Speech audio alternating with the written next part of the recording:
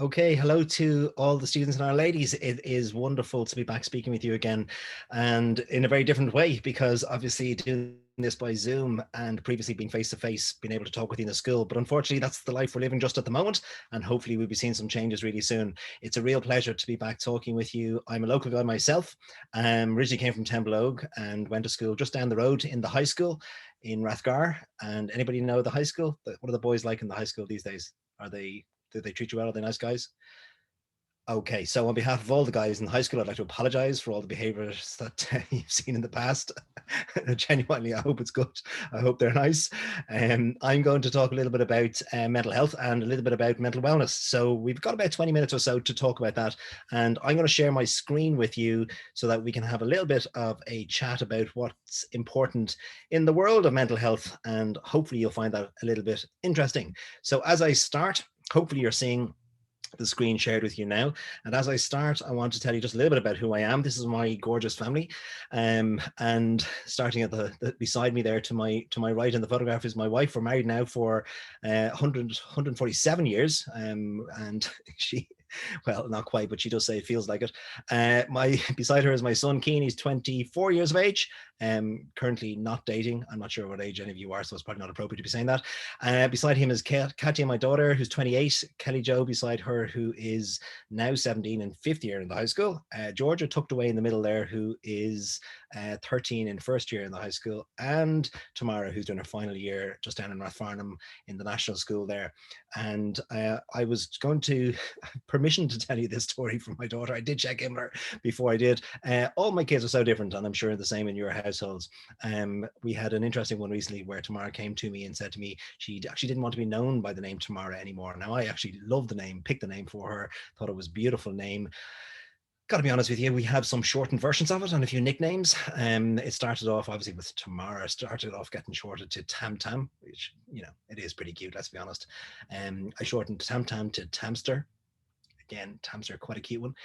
One she's not quite so in love with, which is Tamalama Ding Dong. I know.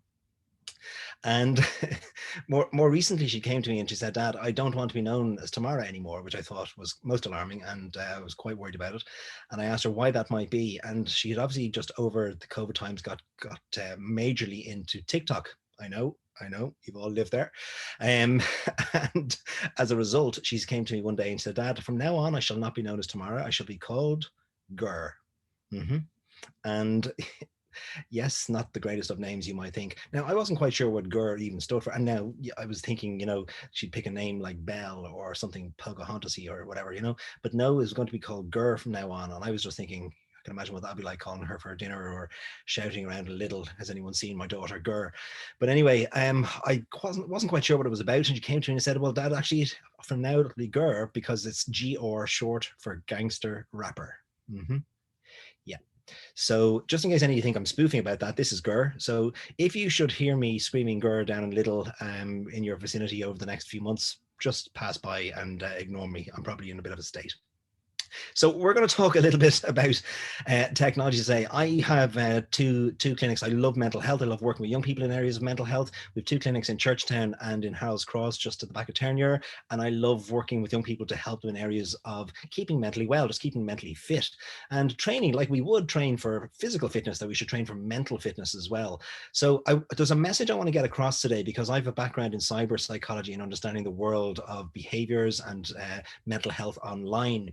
So I want to talk a tiny bit about that today, if that's okay. I'll skip through this quite quickly, so you can have a little bit of a listen back perhaps, or be able to see it again if you so wish, but I will skip through it quite quickly. But the message is really important because I am a tech geek. I love technology, so I have the latest of everything. So I don't want you going away today at all thinking that the guy who spoke to you from a mental health capacity around the areas of wellness online or wellness when it comes to technology was dissing technology. Not at all. Not at all. It's really important. It's a part of the future. You're all probably going to be employed in it in the future in some shape or form, or certainly will be using it massively in your areas of career or work. So technology is amazing and it's wonderful and brilliant. What we do have, though, is massive issues around mental health because of technology, and simply because of its overusage, and also not and in some ways because we don't understand its usage. So I'm going to talk talk a little bit about that today. That's all. And I'm hoping that, like we saw with young people in the areas of climate change, where you completely, absolutely owned it and took it on in ways that I wish adults had done.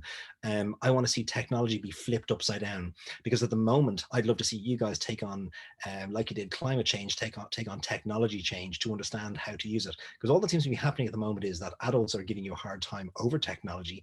They don't understand it, they're in fear of it.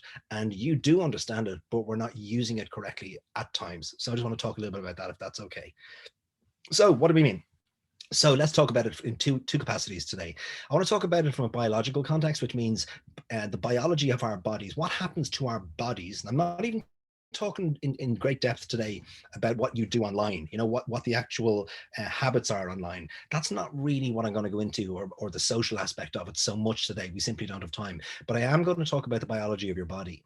Screen time produces dopamine, and dopamine in the central nervous system gives us a hit. It's like a hit of feeling great, feeling really good. And that feeling of dopamine, or the dopamine hit that we get from technology, particularly in things like getting likes, in an Instagram photograph, or even a Snapchat story, when we do get those connections, those likes, those hits, it gives us a huge lift, and that's a dopamine hit. When we get them consistently, we crave more. And that is literally an addiction. That is how addictions create. That is how addictions start. So screen time is not just something that we need to understand. We need to realize that it has a chemical reaction on our bodies. So when we get dopamine hits, we want more dopamine hits. So addiction to the biology of the feeling of that screen time gives us can be the problem. Okay. Also, the more things we get, like likes or things like that. I had a young lady very recently who came into me, who was talking to me. She's about 15 years of age. She was talking to me about this whole area for her. She was posting photographs on Instagram. She would put the photograph up, and if it didn't get 50 likes within 5 minutes, that was a failed photograph and it needed to come down. And her behavior changed to get more likes. They became photographs that were a little bit more risky or a little bit more out there. And then she saw that she would get more likes, and as a result started to really condition herself to change her behaviors to receive more of those likes, because she wanted more of those dopamine hits. But yet she wasn't happy in herself, because she felt it was having an impact on who she was and what she thought about herself. So dopamine hits are important to understand. We need to understand that the issues around screens we need to look at them and minimize some of the areas that are causing problems in. So let me explain this from a biological context for just a moment. This is yours and mine, and it's, thankfully, although we are all wonderfully different, totally unique, and gifted in all our own different ways, our brains are wired the same way. So what that means is that our brain, if you look at it in these three parts that I've given you a picture of here, the first part being the neocortex. The cortex is the blue part there, prefrontal cortex, neocortex. That's the rational thinking part of the brain, the decision-making part of the brain, the logical part of the brain. Now, I'm not going to go into the sections of that today. We don't have time. But I want us to understand then that the next part, which is in the middle there, which is the green part, and the white part that sits over it. That's the limbic system. The white part that sits over it is called the amygdala. And it's kind of shaped a little bit like this. The reptilian part of your brain, which is the sort of salmon colored part there, sits like this and then goes down into the central nervous system, if you can see my hand. And the limbic system sits over it. So anybody here who's ever had, listening to me today, who's ever had a panic feeling or an anger attack or panic attack, will know that the central nervous system part, the part that literally is the emotional part of the brain, is the reptilian part. The limbic system, when it sits over it, you might have heard the comment when somebody has a panic attack, they flip their lid. That's because the lid of the brain literally sits back like this, and it's called flipping the lid. And that's where the amygdala gets hijacked, and that's what we feel as a panic attack.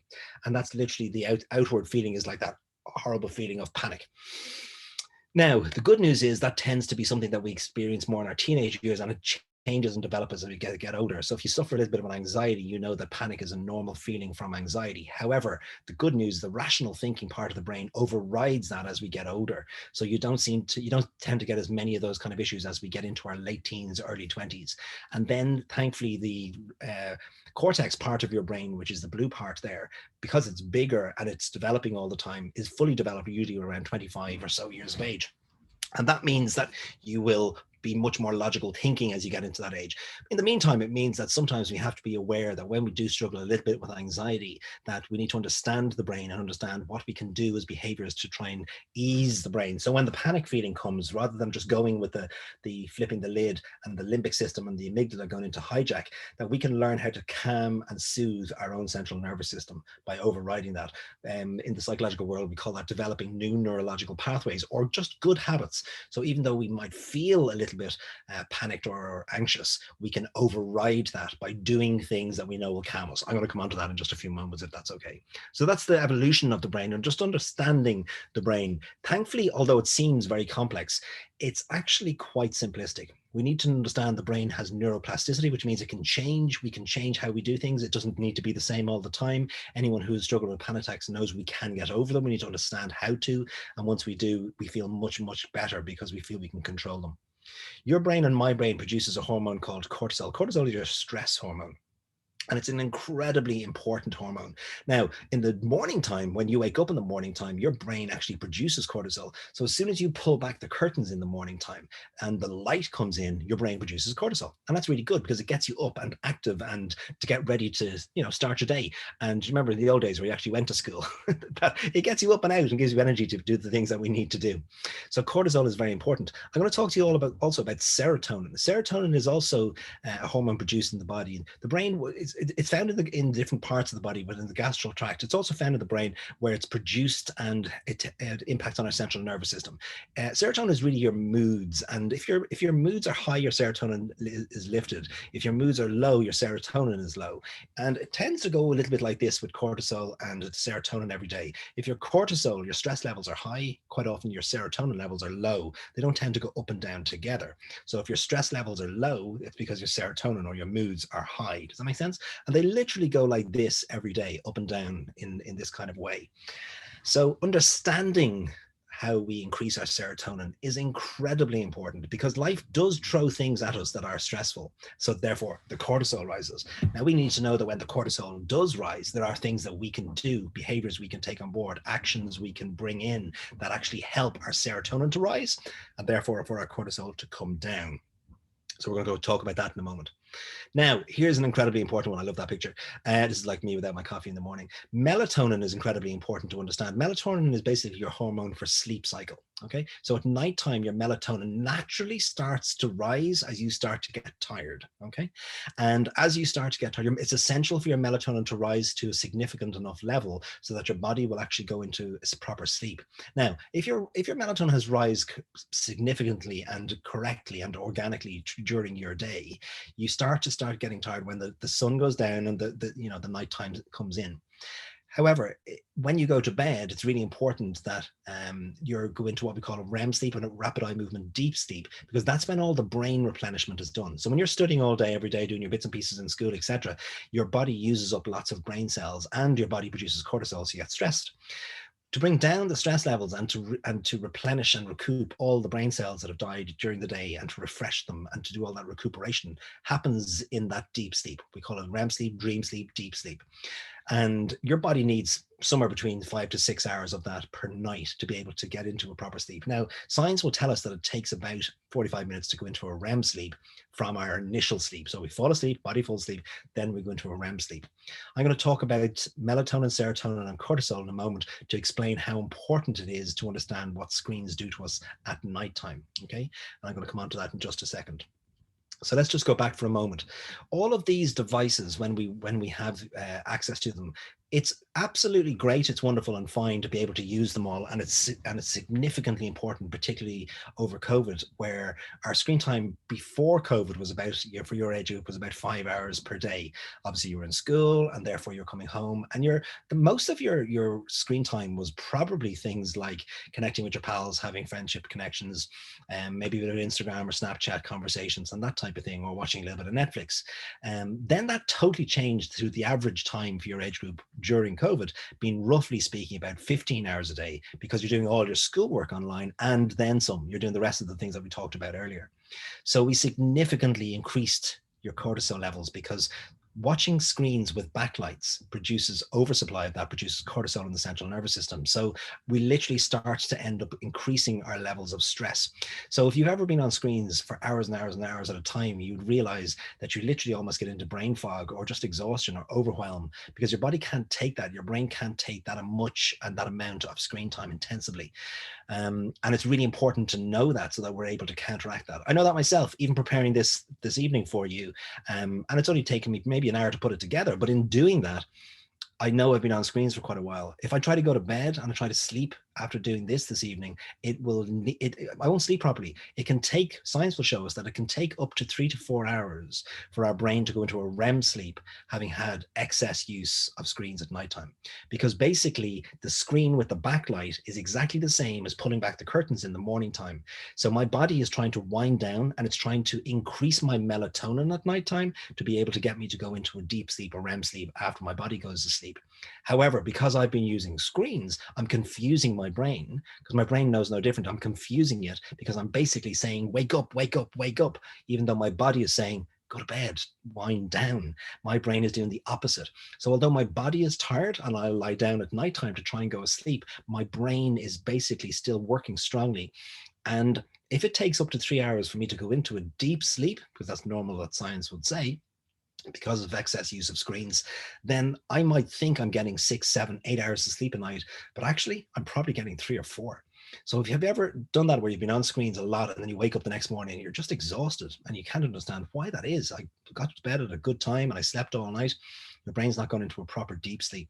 So understanding the biology of our body is important. So that's where the melatonin and serotonin and cortisol understanding are really important.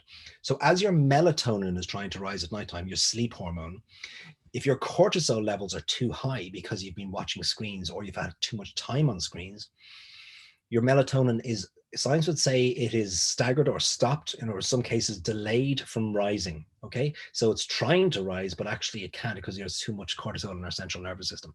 So really important for us to do is to understand, if we are using a lot of screen times at nighttime, that we need to wind down. We need to realize that it's not daytime screens particularly that causes the problem, because our body is meant to be awake doing all the things it's meant to do, but at nighttime it's not. So if you can, and as much as is possible, for about an hour and a half to 2 hours before you go to bed at nighttime, before you're resting, try to exclude screens. Now, one bit of good news: screens, what I mean by that is screens with a backlight. So that's your PC, that's your laptop, I should say, your iPad, your iPhone, etc. It's the ones that you're looking at that have a backlight. Now, you'll say to me, if we use filtered glasses, that help. Yes, it does help. And it's varied in science what it would say as to how much it helps, but it doesn't stop it. Okay, I'm going to give you some things that actually massively help in a moment, but it doesn't stop the production of cortisol. It just minimizes it. So you might say, well, is it okay to review a Kindle? So televisions and Kindles in general are not the same because they don't have backlights. So they kind of numb us rather than really help us, but they don't produce more cortisol. They don't produce more stress on the body. They tend to kind of just numb the body, if that makes sense. I'm going to give you some things that massively help the body in just a moment, and we can talk about those to finish up with.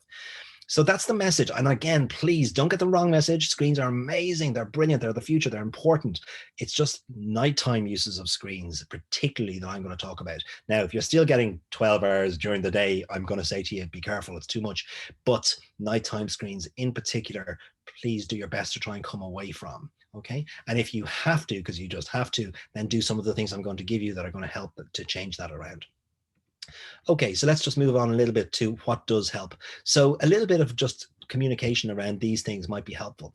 Walk, talk, read, and write. Any kind of gentle exercise. Now, I'm not talking about cardiovascular exercise. If you're pumping it in the gym, the gyms are open, but if you're pumping it in the gym, or you're going for really good runs and things like that to get your fitness levels high, to cardiovascular fitness, so therefore you're really out of breath and you're pumping it and you're putting stress in your body, that's wonderful for your fitness, but it's not what I'm talking about purely for mental health wellness. Okay, for mental health wellness, I'm talking about getting out for a mental health walk. That could be the kind of walking the dog kind of speed. Okay, those, even if you train and you're a trainer, my sport was rugby and I loved playing it for many years.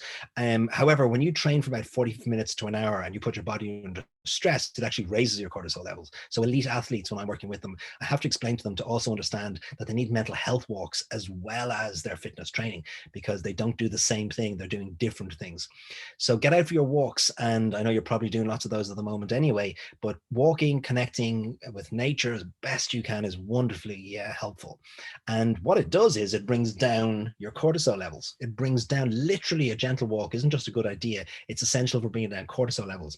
It brings down cortisol and it increases your serotonin. So it brings down your stress and it increases your moods. Talking face to face with another human being does exactly the same. Not on FaceTime, not on Snapchat, not in any other connected way, WhatsApp or whatever online. It only works face to face. Now, your brain is the only organ in your body that regulates from external to your body. Every other organ regulates from within. Your brain regulates by connecting with another brain. So communication, we were designed to have connection and communication. So communication with another brain, a friend, sitting with a pal, getting out of your bedroom, remember, downstairs, have a chat with mom, dad, or whoever's around, actually isn't just a good idea. It massively brings down your cortisol levels and it increases your serotonin. So it's not just a good idea, it's helpful. So talking, walking, the very best two things you can do is talk and walk and have those kind of connections. Two things I put in here: reading and writing. Why is that? Reading a hard copy of a book, an actual book, not a Kindle. Reading a hard copy of a book brings down cortisol levels and increases serotonin as well. We even know that. And one of the first things we do with a book when we get one is to pick it up and sniff it and smell it. It alerts all the senses. It's an amazing feeling, right? It's the first thing you do when you get a book delivered, isn't it? So reading is brilliant for that. It really, really helps. And reading on a Kindle is not as bad as reading on an iPad. Okay, remember that. So if you are reading on Kindles, it's okay. It numbs the body. It doesn't increase your serotonin. It doesn't bring your moods up, but it doesn't make them worse. But it doesn't bring your cortisol levels down either. So a hard copy of a book does. What I mean by writing, any of you who are artists who are viewing this, you know this to be true. You know that just doodling, drawing, painting, anything that you do, particularly at nighttime, those have a huge impact, those things, on raising your moods and bringing down your cortisol levels as well. Now, remember this: when you're bringing down your cortisol and increasing your serotonin, you're allowing your melatonin to rise with it. So melatonin and serotonin will rise together like this, okay? So reading and writing at nighttime. Now, reading and writing are just generals. Anything creative. So if you are a creative person and you do things like needlework, or you do something that could be even things like doing a jigsaw, anything like those sort of things that are creative, hand-to-eye kind of coordination, they also increase your serotonin and bring down your cortisol levels. So they're also really good. Now, why have I mentioned these four things? These are the four things that at nighttime, if you can, they will significantly bring down your stress levels, your cortisol, and they will increase your serotonin. Okay, so it's really important that you're doing your utmost to try and help your own wellness on screens, if you are obviously using them as much as you are right now. I hope that makes sense to everybody. I'm not even going into the detail of the content of what we do online, because obviously we have to be very wise to who we're connecting with and what we're connecting with online, because that has huge impact on our wellness, huge impact on our identity, what we think of ourselves.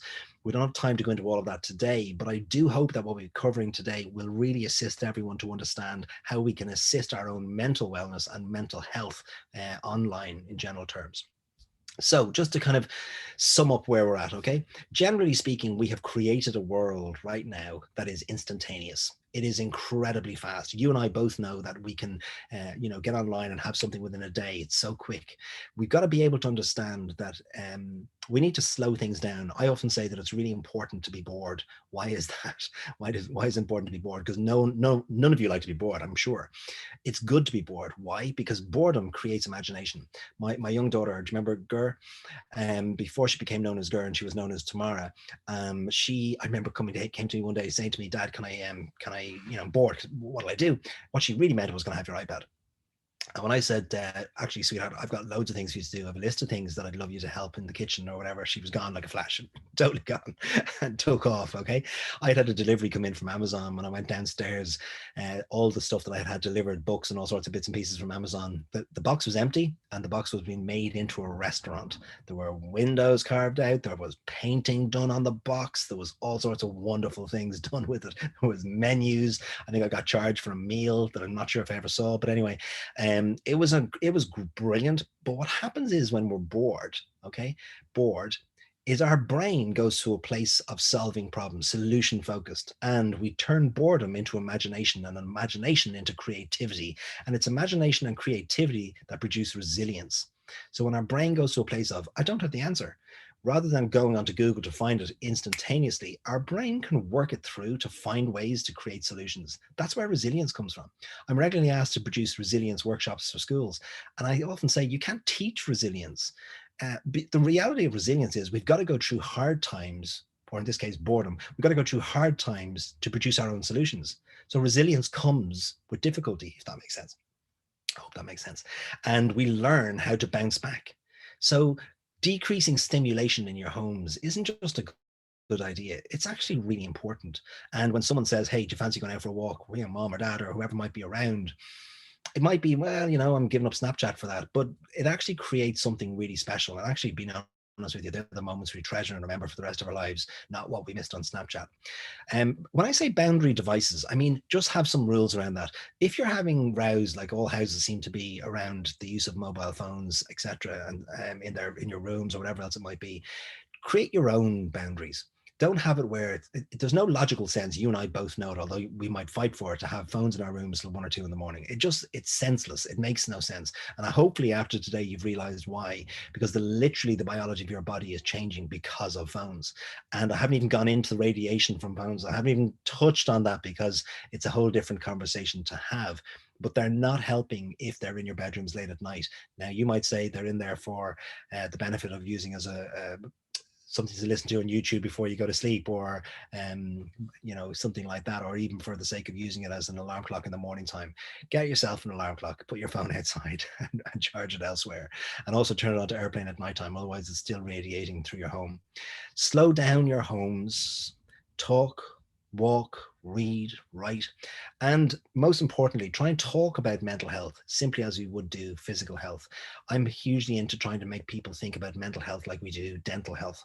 Every day you'll get up in the morning and you will brush your teeth. Every night before you go to bed, you'll brush your teeth. At least I hope you will. And I am known for grabbing a child out of a car on the way to school in the morning, going, did you brush your teeth? Did you brush your teeth? Checking in with them on that. And if the answer is no, bringing them back in and going, come on, quick, brush your teeth before we go to school.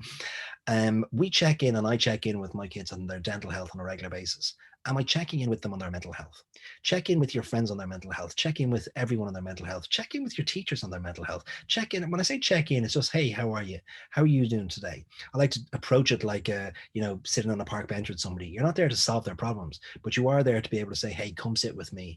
There's a great clip from the movie Notting Hill that I love, where Hugh Grant and Julia Roberts end up in a garden in the middle of Notting Hill, and they're in this beautiful garden and a beautiful bench, and on the bench has a quote to say to June, who loved this garden, from Joseph, who always sat beside her.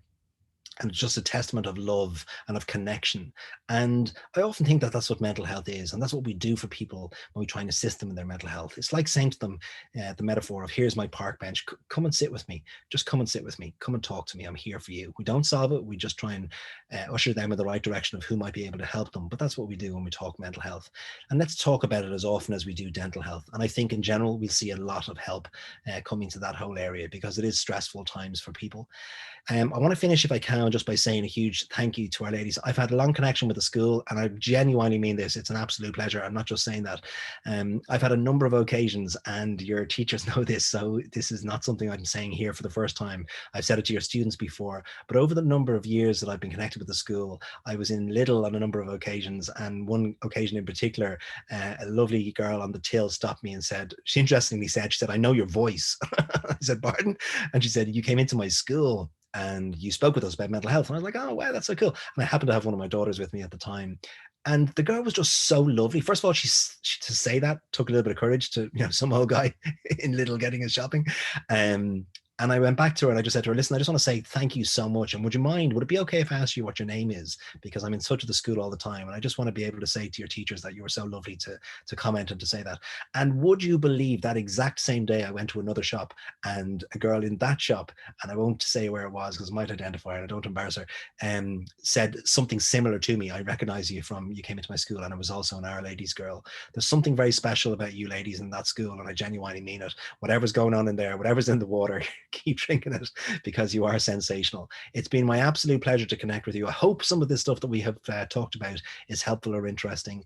If ever we can help you, zestlife.ie is our website, and we'd be delighted to connect with you anytime in the future. But for now, I just want to say thank you so much for taking the time to spend with me to have these conversations.